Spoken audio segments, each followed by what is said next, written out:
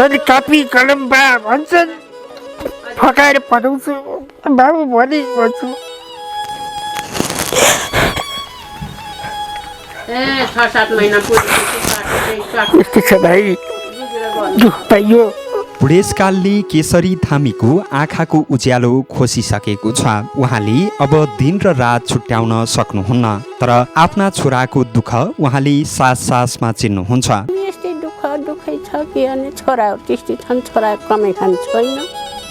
केशरी आमाका जेठा छोरा 47 वर्षीय भूपाल सिंह थामी शरीरले साथ दिने अपाङ्ग जीवन, हिँड्न गाह्रो, उठ्न गाह्रो, तर जिम्मेवारीबाट भाग्न नपाइने अवस्था। भूपाल सिंहकी श्रीमती रूपमा थामी, उहाँ अपाङ्ग हुनुहुन्न, तर अपाङ्ग जीवनको सबैभन्दा भारी बोझ उहाँले नै बोकिरहनु भएको छ। म जन्मदा भगवान पनि टोयलेट पोख्नु भयो रहेछ, के भन्छु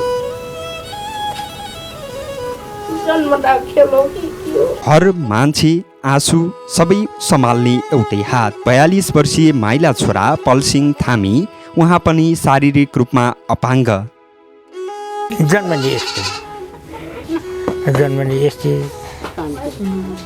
दुःखले छोरछोरीले पढाउनु पर्यो। अब हेर्नुहोस्, अब खान पर्यो आफूले। सो पोखरा गएको अलिअलि यसो आर्थिक सहयोग पाइन्छ कि भनेर गाडीमा परेँ। अहिले 1 वर्ष भयो खुट्टा मान्छेको। 3टा यहाँ 2टा बाबु छन् के अरे, छोरी कपडा धुनु गएको छ। अब घर देखेर भएन, हेर्नुहोस् गोठ देखेर भएन। अब खाना पर्यो, लगाउनु पर्यो। छोरछोरीले कापी कलम भन्छन्, के अरे।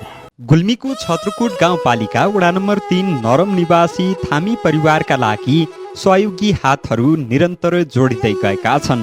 गुल्मी दरबार गाउँपालिका वडा नम्बर 4 अरब डाँडा निवासी राजु सोमई, जो हाल रोजगारीको सिलसिलामा युकेमा रहनु भएको छ। उहाँ र उहाँका साथीहरूले रेडियो श्रृङ्गेश्वर मार्फत सामाजिक सञ्जालमा प्रसारण गरिएको थामी परिवारको भिडियो देखेपछि सहयोग गर्ने निर्णय लिएको बताउनु भएको छ। यसै क्रममा राजु सोमई, पोषक थापा गाहा र शम्भु दर्लामी मगरले जनै 10-10 हजार रुपियाँका दरले कुल 30 हजार रुपियाँ सहयोग प्रदान गर्नु भएको छ, जस अन्तर्गत 10 हजार रुपियाँ बराबरको खाद्यान्न तथा आवश्यक सामग्री र 20 हजार रुपियाँ नगद हस्तान्तरण गरिएको छ। सहयोग हस्तान्तरण कार्यक्रममा सागर सोमई, स्थानीय समाजसेवी रामकृष्ण खासु तथा न्यू सनराइज युवा क्लबका अध्यक्ष खिम बहादुर खासु लगायतको सहभागिता रहेको थियो। सहयोग प्राप्त गरेपछि थामी परिवारले सम्पूर्ण सहयोगी मनहरूलाई धन्यवाद व्यक्त गरेको छ।